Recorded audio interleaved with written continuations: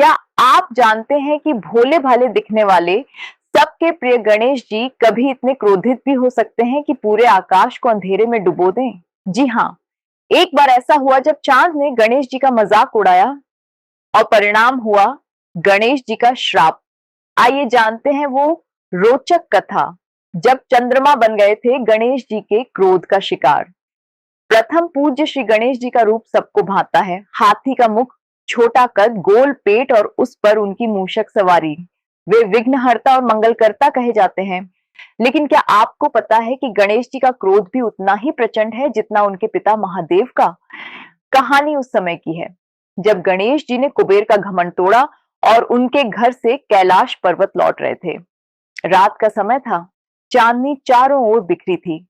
तभी रास्ते में मूषक के सामने एक सांप आ गया। सांप देखकर मूषक डर गया और उछल पड़ा। इससे गणेश जी का संतुलन बिगड़ गया और वे जमीन पर गिर पड़े। गिरने के बाद गणेश जी ने इधर उधर देखा कि कहीं किसी ने उन्हें गिरते हुए देखा तो नहीं। जब उन्हें लगा कि किसी ने नहीं देखा तो वे शांत हो गए। तभी अचानक उन्हें हंसी की आवाज सुनाई दी। ऊपर देखा तो आसमान में चमकते हुए चंद्रमा उन्हें देखकर जोर जोर से हंस रहे थे। यह देखकर गणेश जी को शर्म भी आई और गुस्सा भी। वे बोले, अभिमानी चंद्रमा, दूसरों की परेशानी पर हंसना देवताओं का काम नहीं बल्कि दैत्यों का काम है। इसलिए आज से तुम्हें श्राप देता हूं, तुम्हारी चांदनी हमेशा के लिए चली जाएगी। गणेश जी के मुख से श्राप निकलते ही आकाश अंधकारमय हो गया।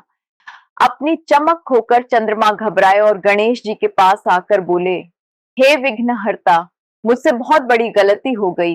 कृपा कर मुझे क्षमा करें, वरना मेरा अस्तित्व ही समाप्त हो जाएगा। गणेश जी का हृदय तो दयालु था।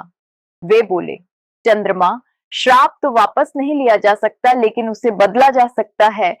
अब से ऐसा होगा कि जो भी भाद्रपद मास की गणेश चतुर्थी की रात को तुम्हें देखेगा उसे कलंक लगेगा, इसलिए उस दिन तुम्हें देखना अशुभ माना जाएगा। चंद्रमा ने सिर झुकाकर श्राप को स्वीकार किया। तभी से गणेश चतुर्थी की रात को चांद देखना वर्जित माना जाता है। कहा जाता है कि जो व्यक्ति इस रात गलती से चंद्रमा देख लेता है उस पर झूठा कलंक लग सकता है।